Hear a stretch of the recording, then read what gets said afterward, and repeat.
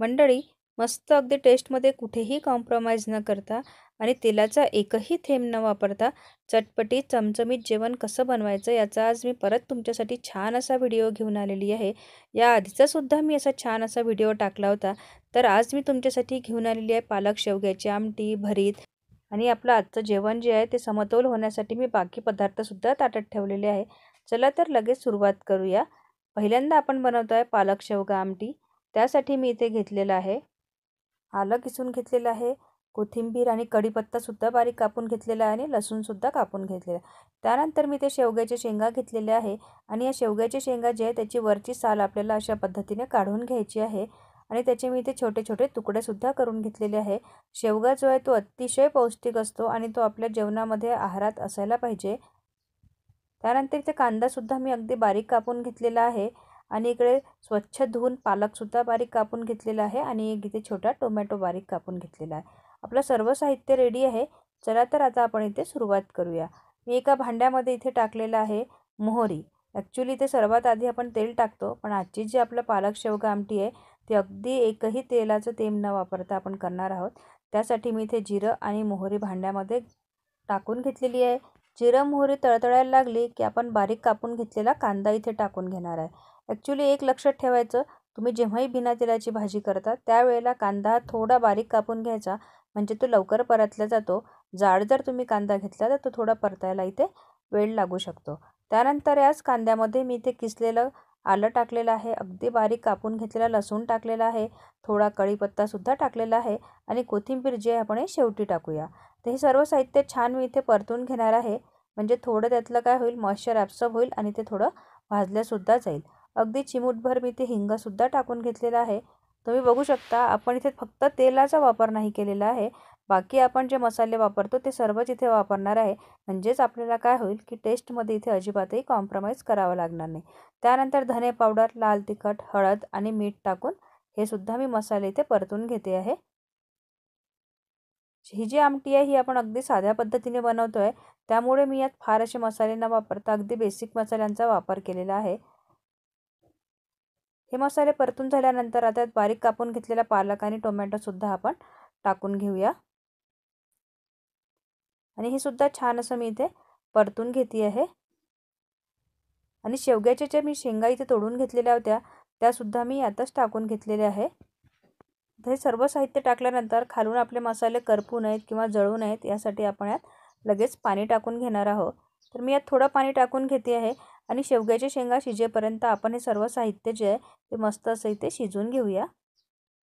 अगदी 5 ते 7 मिनिटांमध्ये शेवग्याच्या शेंगा शिजून तयार होतात.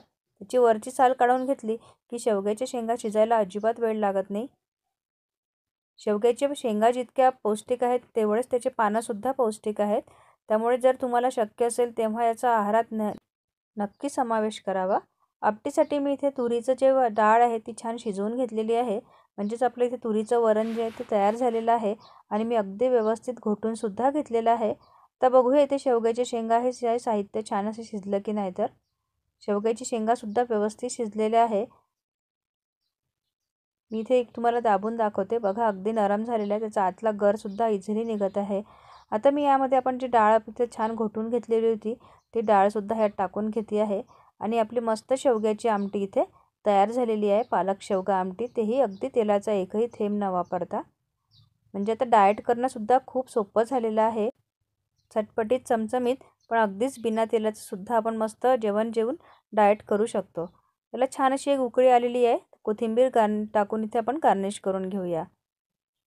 तर इथे आपला पहिला पदार्थ पालक शेवग्याची आमटी तयार झालेली आहे. तर आता इथे मी दुसरा पदार्थ तयार करायला घेते आहे, ते म्हणजे आहे आपलं वांग्याचं भरीत. पण ते अगदी छान असं वेगळ्या पद्धतीने करूया. त्यासाठी काय झालं, मी वांगं जे आहे ते आधीच भाजून घेतलेलं होतं. वांगं भाजून घेताना मी त्याला असा मोठा चिरा दिला होता, म्हणजे वांगं खराब जरी असेल तरी आपल्याला लगेच कळेल. आणि वांगं भाजतानाच मी यात 2 हिरव्या मिरच्या आणि 3 ते 4 लसूण पाकळ्या टाकूनच वांगं भाजून घेतलं होतं. त्यामुळे भरीताला खूप छान अशी चव येते. मिरचीसुद्धा अगदी व्यवस्थित शिजलेली आहे, त्याचा कलर चेंज झालेला आहे. आणि हे वांगं भाजून घेतल्यानंतर मी ते थोड्या वेळ झाकून ठेवलं होतं.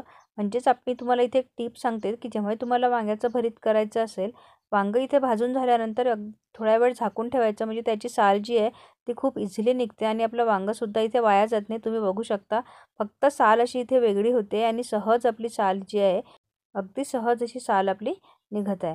तर तुम्हीसुद्धा ही टीप नक्की ट्राय करू शकता. तर अशा प्रकारे मी इथे वांगंसुद्धा पूर्ण सोलून घेतलेलं आहे.